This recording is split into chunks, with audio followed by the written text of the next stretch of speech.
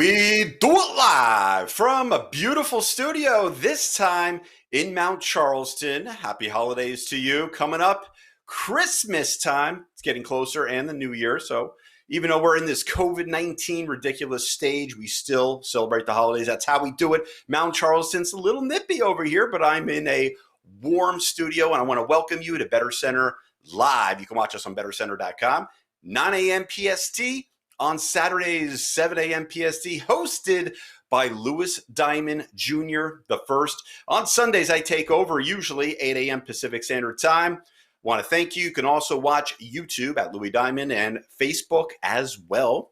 I hope you had a beautiful day. Thursday Night Football, not as bad as we thought. Actually, a very entertaining game. Very entertaining game. Went into overtime.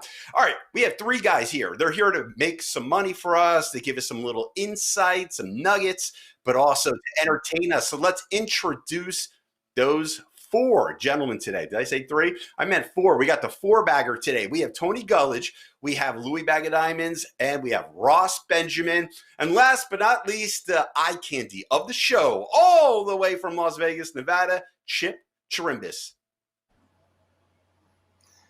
How you doing, Brad? Is any better? I'd be hosting a show with the four of you, with it snowing and back of me. But you can't ask for anything I love more. the snow. It's good. Doesn't it remind Great you of job, Buffalo? Eugene.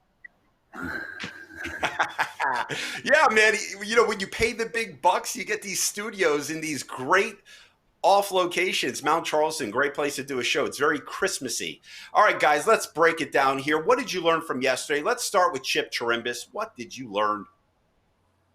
I learned that yesterday in 1933, the NFL played their first championship game, which is the prelude to the Super Bowl, of course, as the New York Football Giants fell to the Chicago Bears 23-21, and the Bears who we thought they were, and we crowned them champions. 23-21. Do we have to play that video again? Because I don't want Louis Diamond to get upset. You got me. Oh. Okay. You got me. I will All be right. who you think I am. I know who you are. I know what's going to happen. There's going to be some S-bombs, some F-bombs, but now we got the bleep system. All right, Ross Benjamin, we move over to you. What did you learn from last night? Well, officially now, even though they're mathematically alive, the Las Vegas Raiders, you could stick a fork in them. They say good teams play their best football in the NFL in late November and into December, and the Raiders have been the opposite side of that spectrum. At 7-7 now, you could pretty much say goodbye to their playoff hopes. And Justin Herbert, not that I'm enlightening anybody on this, is the real deal, folks. He's going to be a good quarterback for many years to come. Yeah, that's absolutely true. University of Oregon, watched him several years. They questioned his accuracy, but he was actually a little bit more accurate than people gave him credit for. Can make all the big throws, and he's very athletic, but he's super smart, and he's a great leader. Everyone liked him. And now we move on to Tony Gulledge. But are we sticking a knife or a fork in the Las Vegas Raiders? Because they did the same sugar last year, John Gruden. They look like a playoff team, and then it gets towards November and December, and they fade away. So Tony Gulledge, take it away. Yeah, this team will not make the playoffs. Too many defensive liabilities. They had their opportunity even into overtime last night. A driving running play got them a 1st and goal inside the 5-yard line. They should, any competent coach or team would break out their best play at that point and end the game. They failed to do so, kick a field goal, eventually lost. Teams like that just don't make the playoffs because they can't win in the key situations. I will note, I thought Mariota didn't look awful considering he hasn't really played. Perhaps he's putting some film out there for later on in his career because I thought he made a few good throws, a couple of mistakes, but what do you expect from a guy literally has been sitting on the bench for a few months? So interesting game. Neither team's great. Herbert was the highlight of the night. He did make some great throws on the run, made good decisions. Instinctively avoided the pass rush that was on him pretty good last night. I thought he played a pretty solid field game. It was just one of those games that either team could have won. Both teams literally blew chances to win, and just so happens the Chargers won it. Marcus Mariota, another University of Oregon Ducky quarterback. And we move to Louis Bag of Diamonds. What did you learn yesterday? I don't know. I'm wondering, am I learning something right now? Tony, did you have the Raiders last night? You seem a little aggravated about that inability of them Raiders yesterday. Yes, I did have the Raiders. So. Okay, all right.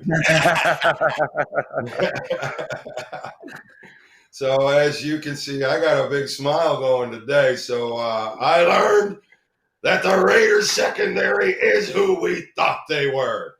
And that is the case. So Chip and I both rode that Charger train yesterday. And you know what? Yeah, we had to sweat it out because of that play where they were unable to get in the end zone. So thank you. I'm very appreciative of that. So, but, Raiders were just on a short week, new defensive coach.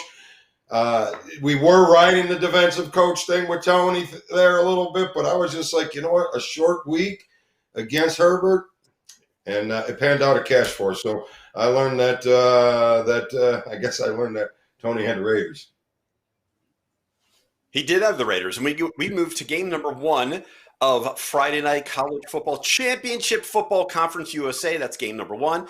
University of Alabama Birmingham, who comes in at 5-3 against a Marshall team that's 7-1, but they're coming off a huge loss against Rice, their last game.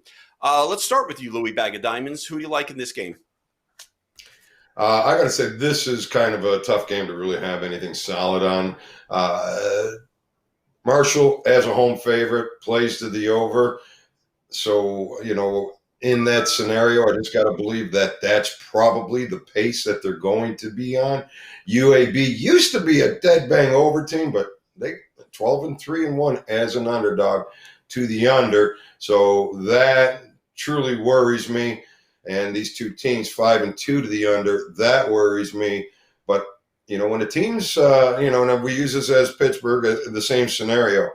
As a home favorite, they play to the over. That usually means that home team has their way at home. So I got to give a little edge to Marshall, and I got to give a little edge to the over, but I can't feel a trigger on the game. All right. This game opened up -7 Marshall. It is currently at -4.5. Over-under also moved, opened up at 41.5. It is now 44. That brings us to Chip Chirimbes. Well, after anticipating an undefeated season, Marshall got pounded 20-0 by Rice. This Rice team, by the way, lost last time out to UAB. UAB's third straight trip to the championship game. Fortunately for them, they don't have to play Appalachian State. I think they have a side here.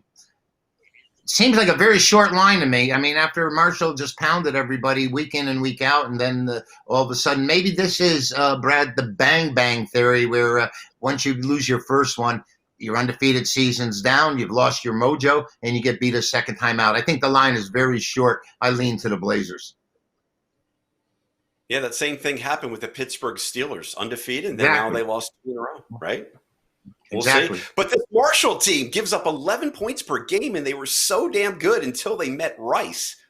And they should be more specific with that college. It should be white rice, brown rice, yellow rice. Got to be a little bit more specific what the hell that means. Oh. All right, Tony. No extra quarter in his check this week. Bing! There goes our political correctness. There it is. Tony G, what do you have? Yeah. We work hard on when that. you look at a team like Rice, a conservative Christian school, not really known for football. So the fact West Virginia got drubbed by them, it has to have some perception.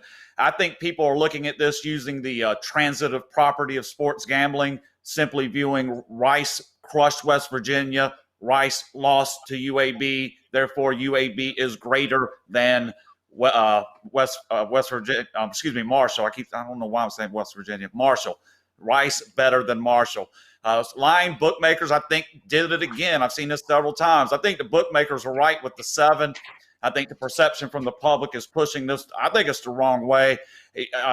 Expect a low scoring. Both these teams play defense. They're conservative offense, conservative play calling offensively. So what you're going to see most likely is no one wanting to make a mistake more than aggressively trying to win the game. I think the turnovers will play the key. I'm going to go with Marshall to get the job done on their home field, albeit not in front of a full pack stands. I like Marshall here with the number going getting shorter. I think it's just a better buy. I think the line makers were correct with the 7-point line they initially put out. Ross, -4.5. Tony says that the line's going in the wrong way. What do you think? I think it's going the right way. I'm going to have to respectfully disagree with the Red Rifle there. I look at the strength of schedule of both of these teams. Marshall has not played a ranked team all year long. They're coming off that embarrassing loss against Rice. Should have had no excuse there. And then, as these guys alluded to, the common opponent, Rice, UAB beats them last week. UAB has faced 2 ranked teams this year. They did lose both times, but they were competitive on each occasion, I should say, losing at Miami by 17 as a 15-point dog, and then also losing to UL Lafayette, who's right now the number 19 team in the country, in a very close game.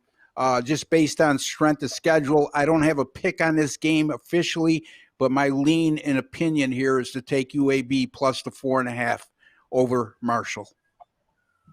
I like it. Okay, we have a couple different opinions. That's okay. That's great here on BettorCenter Live. Also, check us out on our website at BettorCenter.com. That's where you can get more information and get some great picks and make some money from these 4 gentlemen and more. Also, YouTube at Louis Diamond. All right, we move to game number 2. This is the MAC championship game. I know Chip's a big fan of MAC football because he stayed home on Wednesday to watch the MAC football, especially when Central Michigan and Eastern Michigan were playing. But now we have Ball State, who comes in at 5-1. This is a rough team, but they're going against the undefeated Buffalo. And we know we got a couple Buffalo guys here, so maybe there's a little play here, 5-0. We'll start with you, Chip Chirimbes. Well, thank you for the Wednesday plug, but you have to remember it's Tuesday night that I spend all my time prepping up on this MAC conference. And all you have to do is know is who's got the ball, because that's the team that's going to score. Buffalo leads the nation in running this year and rushing. And, Ball State is a good football team. I'm wondering why this line is only at 12.5, 13 under 2 touchdowns. But I wouldn't take anybody but Buffalo right here. Go Bulls. All right, go Bulls. Yeah, it opened up at -12.5 Buffalo. It is currently at -13, so it didn't really move much. Over under 65.5, which is currently at 69. Good number. Okay, we'll go to Tony Gulledge. Yeah, pretty much what Chip said, ditto that. I do not have a bookie buster in college football tonight, but the one game I'm actually going to bet tonight will be on Buffalo. Basically, what I'm seeing here is Buffalo cannot be stopped in terms of offensively, put up any number they want. And their opponent has played a lot of close games, Ball State. So something has to give. Either they're going to get blown out or it's going to be close. And when you do the eye test between these two, it's going to fall to Buffalo. So I'm going to play my instinct here that Buffalo puts up 50, 60, and Ball State simply cannot keep up. 2 touchdowns. Anything under 2 touchdowns at this point, to me, seems like they're gifting you. So play Buffalo. Ross, those Buffalo Bulls, man, just under 52 points they average per game, and they have this running back named Jarrett Peterson. I don't think he's related to Adrian, but he has 18 touchdowns in 5 games. That's pretty impressive. What do you think? Yeah, and their backup running back's pretty good too. I think both of those kids are going to be NFL players. Here's the thing. Chipper mentioned he doesn't know why this line is that low. Some of it, Chip, might have to do with the game is at a neutral site. So if this game was being played at Buffalo, they'd probably be somewhere around a 19 to 20 point favorite. Having said that, I just don't see anywhere else to go. I mean, in what I call a flag football league, the MAC, where, like Chip said, whoever has the ball, whoever has it last usually wins. But Buffalo has been an exception. They've blown out everybody they played this year. I can't see it changing right now. You know what I mean? It looks like an obvious play. I'm not going to use it, but if you put the proverbial gun to my head, I lay the number here with the Buffalo Bulls. Let's go to a real Buffalo man, born and raised, Louis Diamond. Interesting. Now, do I make it an alignment? Interesting. With my nemesis, Buffalo, but it's not the Bills, it's the Bulls. Buffalo's won by an average of 19 points per game this season. That's pretty interesting. Ball State, they don't have the defense to stop this Patterson. I mean, he's got. I have to align with it. I have to believe that the value's all over it. But man, it smells. I got to say, it smells. Even though neutral field dome don't have to really worry about the weather, I cannot see how Ball State matches up with them from what we've seen so far this year. But I think the over's got to be the way to roll too. How do you not play? It's only 67 to me. Only 67. How's Buffalo not put 50, 60 points on the board themselves the way we've been doing it? Ball State doesn't have the defense to stop them. So I'm going to align with you guys. Buffalo and over. Hey, Louis, Buffalo's outscoring teams by nearly 32 a game, buddy. So it's 32. even better than what you just described. Even better. I like that. I wish game 3 was even better, but I don't know because we have a 2-5 Nebraska team and a 3-5. I'm sorry, they won by at least 19 points. You're right. My bad. They've won by they haven't won by less than 19. So they've been blowing everybody out. That's the end. Yeah. They've been blowing everybody out. Yeah. Yeah. Game number 3, Nebraska opened up -5, currently at -6.5, over under 55.5. That is now 52. Two teams well below 500. Chip Chirimbes, are you playing this game? Last week it was like the ships passing, and they passed on the Rutgers team who upset Maryland, and I took a Nebraska team favorite at home that was beaten, a double-digit favorite, beaten at home for the second time as a double-digit favorite this season. I don't understand why Nebraska came up such a strong favorite, other than the fact they're 4-0 lifetime against Rutgers. Rutgers won their 2 Big Ten games this season. I think that's they should be really pleased with that. And I just think that they're telling you Nebraska's the side here. That I don't understand why the line is rising, and it is where it is, to tell the truth. I would lay it before I take it. Ross, you agree or disagree with your buddy? Boy, I'm not touching this game with a 10-foot pole. I mean, Nebraska had been a favorite twice this season, and not only did they not cover, they didn't win straight up either. And Rutgers seems like they're much improved under Greg Schiano. Again, I agree with Chip. This line scares me in itself. Why is Nebraska almost a touchdown favorite on the road? A team that doesn't seem like they deserve to be a favorite at all, let alone a road favorite. So having said that, I'm going to have to trust the bookmakers. I can't take Nebraska. They must know something I don't know, and I'm staying away here, Brad.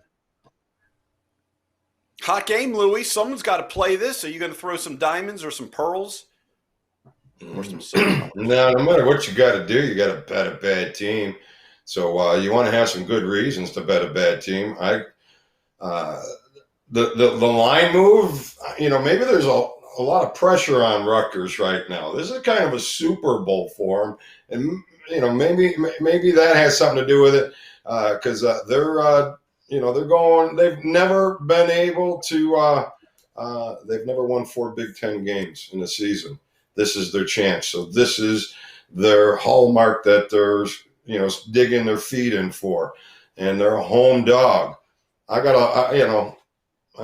gotta lean towards the points because Nebraska, they're a good team to bet against usually. Not laying points on the road, I'm not seeing it, but I won't be touching it. But if I gotta lean, it's got to be towards Rutgers.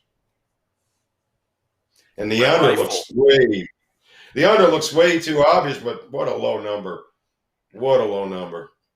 Too low of a number. So, anyways, but the under looks pretty obvious. Red Rifle, are you firing? Yeah, actually, I really have very, very little, next to nothing for this game other than the advice, probably save your money and bet it on something better. Nebraska, I think I've cashed both times that Ross mentioned they were favored. I know, yes, I cashed both times. They were big favorites at home, just got crushed. Not only didn't cover, got crushed. How you trust Nebraska laying points is beyond me.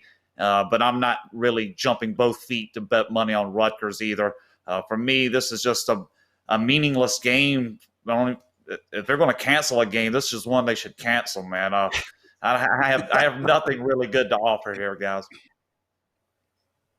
Well, that will bring us to the big game, the Pac-12 championship, USC and Oregon. This game opened up USC -1.5. Now it is -3. Over under 62.5. That is currently sitting there at 64.5 for someone to play. Chip Chirimbes. The Ducks have a 2-game losing streak. USC just got by UCLA, and they had a couple other tight games. Your thoughts? Boy, I think this USC owes meters a hate bet here in my mind. I'm going to play against the Trojans because I had UCLA last week, and I'm not too happy with them. Plus the fact we have like an alternate substitute going into a championship game, a team that didn't even qualify, and they're only a field goal underdog at the Coliseum in LA. I think Oregon, after having lost 2 in a row, is going to get it together, and I think they're going to win on the field over an overrated Southern Cal team that struggled against Arizona, that struggled for most of the game against Arizona State. I'm going to take Oregon. That's all. They're my replacement selection for Friday night. Overrated USC, huh? The Ducks had horrible losses to Oregon State and Cal. All right, let's see what you think, Ross Benjamin. Help us out here. Well, I'm not going to have any opinion on the show because I have a 5-star pick up on this game right now at BettorCenter.com. You can get that right now by going to the site.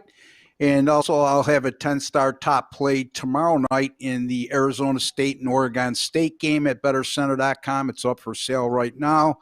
Coming off a 5-star winner last night on the Chargers, plus the points over the Raiders. So there you have it, Brad. I can't show my hand. Do you know why you have a 5-star play? Because you're a 5-star gentleman. Man. Oh, God. Thank you very much. That's the nicest thing that's been said to me all week long. All right. Well, great. Tony G, Pac-12. I know you have a play now. I do have a play, and I'm going to be honest, Pac-12 never has blown up my skirt. I think Oregon's made the title game a couple times. In recent memory, USC, the classic game against Texas, Vince Young. So they've had their moments, but not a ton has happened for this conference. And I always like to fade the expectation. USC is disappointed. It's been mentioned they should have lost the Arizona State game, point blank. They should have lost that game. And they were horrible against Arizona. What about this USC team impresses anyone east of Death Valley, honestly? So I look at Oregon, 2 straight losses. Okay, great. But I think Lou is behind me, so it's great. He might correct me if I'm wrong here, but I think Oregon has kind of owned this team, right? The most recent. So I think they scheme this team well. I think Oregon plays against USC well. And I think perhaps some of that factors into this low line. But I think Oregon just straight up wins this game. USC is just been overrated. I don't even think they've been rated that high to be overrated. But I think there's a misperception about USC that they're actually a good team. And I don't think they are. I think Oregon actually wins this game. I'd rather win those tight games than lose them, but that's just my opinion. You would rather win them than lose them, but it's reflective of your strength as a team when you get into different situations, Brad. So I say that perception will mislead people at times, and I think this is one of those times where you've seen them win these game after game, close games, but I think that's going to lead you to a false result, and people are going to be like, how did that happen? But I'm telling you how it happened. They're the type of team that they've been escaping, and I think today they fall on their face.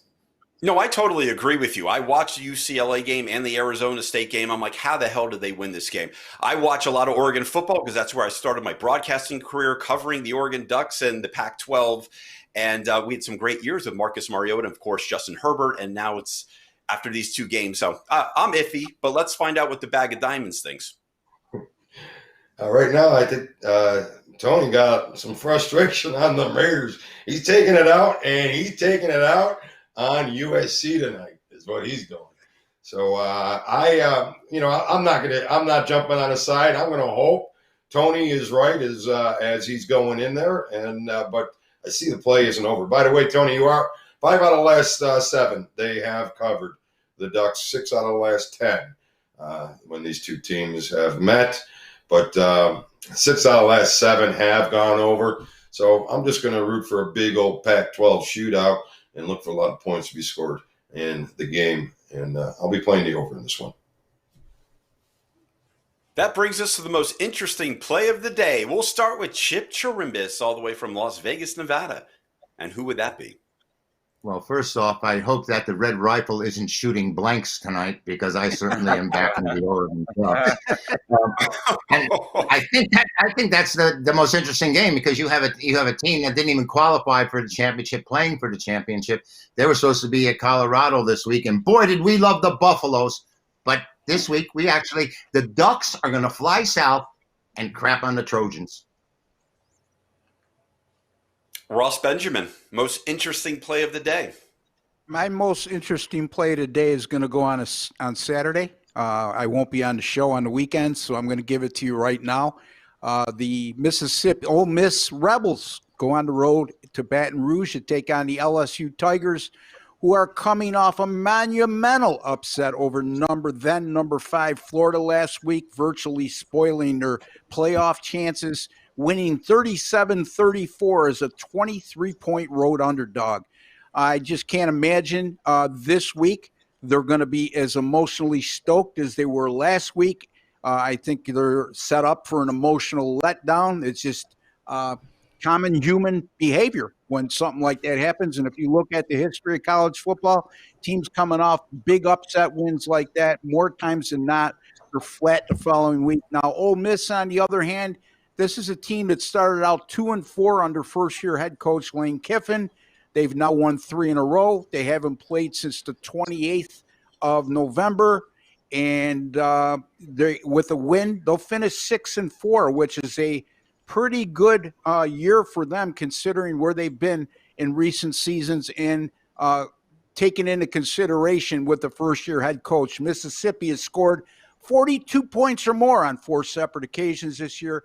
LSU has allowed 44 or more on 4 separate occasions this year. Probably would be a high-scoring game, but Ole Miss on the road, -2.5 over LSU. Ole Miss on the road. I like it. Tony G, I know you have a bookie buster. I'm assuming you're going to go to college basketball for your most interesting play, or not? Yeah, that's pretty good, Brad. Crystal ball there. Just want to quickly mention I do have a bookie buster up for Friday night's college basketball action. Bookie busters are 13-6. So either tonight I'm going to be 70%, or if I fail, I'll be 65. So I want to get to 70%. I've been very selective with these. College basketball, I believe I'm perfect 3-0. It was Belmont on Christmas Day, Iowa over North Carolina, and then I had Furman the other night. And they covered in road loss to Alabama, but they led most of the game. So college basketball, bookie busters have been solid. Got one tonight. We'll give out a free play here. The free plays will be on the Richmond Spiders. They've kind of validated that early win against Kentucky. Kentucky hasn't looked great, so you weren't sure. But they followed up with a nice win against a pretty decent little Wofford team. So I think the value here is going to be on the Richmond Spiders playing against the Ramblers of Loyola, and that is my most interesting play of the day. Thanks, Brad. Louis, Bag of Diamonds, your most interesting play of the day is who? It's going to be in college basketball tonight. So I have a current college basketball record of 115 winners, 85 losers, and pushes. It's a lot of plays over the first month of basketball, and we're not even into the first month. The third week is just finished. So I have 7 plays in college basketball today, and listen, we're hitting a solid percentage making money. So why not jump aboard? The free play is on BettorCenter.com, which is Northern Illinois. In fact, I'm going to change that. I just gave you Northern Illinois. That's the free one on the most interesting play. I'm going to throw another one up on BettorCenter, so you'll get a second free winner on BettorCenter.com. Take a look at that college basketball winner. Take a look at Ross, Tony, and Chip below, what they offer there today. Guys, we're making people money, and you should be jumping aboard. Hopefully you will. So join us over there at BettorCenter.com. Northern Illinois, most interesting play on the show. Got another one there for you out at BettorCenter.com. Thank you, Louis Diamond, Tony Gulledge, Ross Benjamin and Chip Chirimbes, and a special thanks to the technical director, our producer, for putting me over here in beautiful Mount Charleston, Eugene Stewart, and Spotlight Film Productions. BettorCenter Live, you can watch us on BettorCenter.com, YouTube at Louis Diamond, and Facebook. 9 a.m. Pacific Standard Time during the week. We do it 7 a.m. PST on Saturday and 8 a.m. PST on Sunday because I host it. And I have a 5-year-old, and I need to sleep a little bit because my wife snores. Have a wonderful day. I'm going to go outside now, and I'm going to produce a snowman. You like that, Eugene? Produce. Not make, not build, but I'm going to produce a snowman. Everyone, have a great day. We have a lot of college football coming up tonight, championship games, and Saturday. We'll see you tomorrow. Goodbye.